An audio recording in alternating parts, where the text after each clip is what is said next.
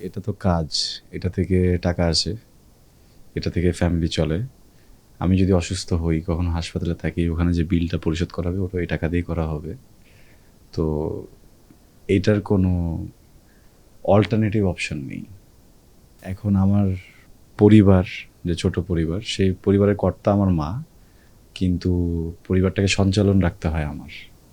তো আসলে আপনি যখন একটা পরিবারকে সঞ্চালন রাখবেন, পাশাপাশি ইন্ডাস্ট্রিটাও একটা পরিবার হয়ে গেছে গত ৫ বছরে।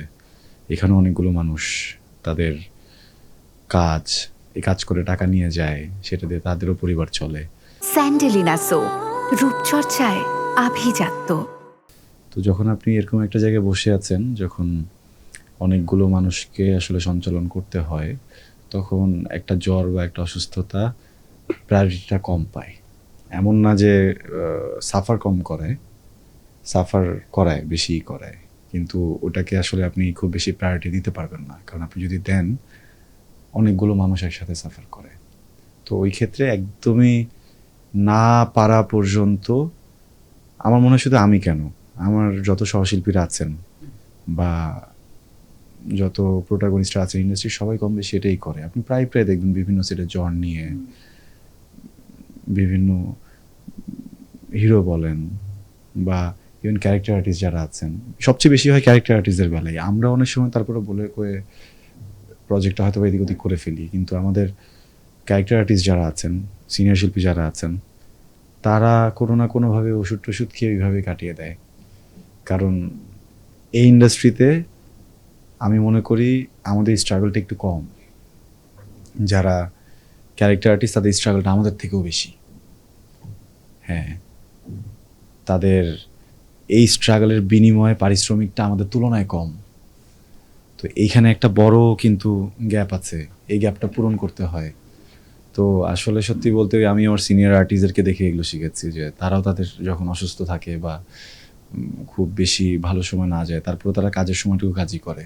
আমি ইন্ডাস্ট্রির ভিতরে গল্প শুনেছি, জসিম ভাই এমন করতেন, তারপরে আলমগীর ভাই, ওনার সবাই গুরুজন, আলমগীর স্যার এমন করতেন, সবাই করতেন। আপনি কার কথা বলবেন যে করতো না?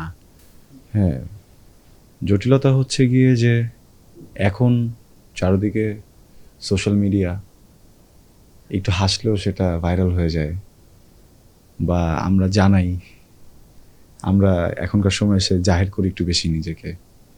আমরা আমাদের সুকর্মগুলো বলতে পছন্দ করি, যার জন্য আমাদেরটা আপনারা বেশি জানেন। আগেকার সময় যারা ছিলেন, তাদের সময় তো আসলে এত মিডিয়া ছিল না, এত মাধ্যম ছিল না।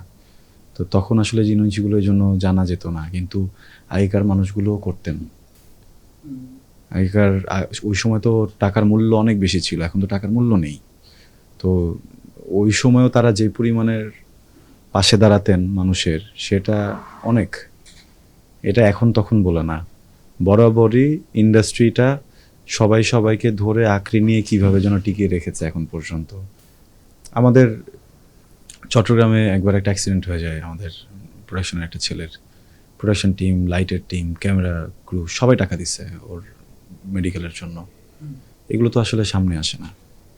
হ্যাঁ, তো যেটা হয় যে এটা সবাই করে, মানে নট অনলি মি বা আমার সমপরিমাণ জায়গা যারা আছেন বা আমার থেকে বড় জায়গা যারা আছেন, শুধু তারাই না, বাকিরাও করে। বরং দেখা যায় যে আমি যে পরিমাণটা দেই আমার উপার্জন অনুযায়ী, সেই অনুযায়ী আমাদের এই টেকনিক্যাল টিমের ছেলেরা বেশি দিয়ে দেয় ওদের উপার্জন অনুযায়ী। হ্যাঁ, তো এখান থেকে এইটা আসলে ইন্ডাস্ট্রিটা এইভাবে চলছে, এইভাবেই চলুক। হ্যাঁ, যেটা চলতে থাকুক।